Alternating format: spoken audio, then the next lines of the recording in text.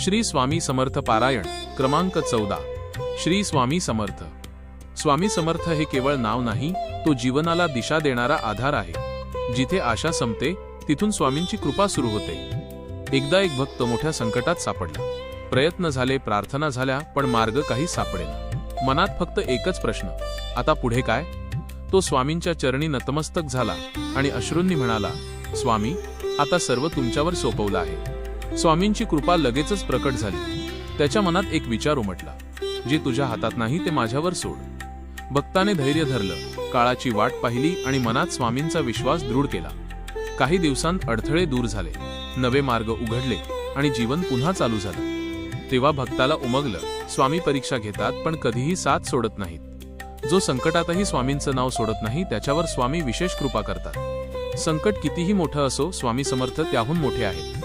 Shri Swami Samarth.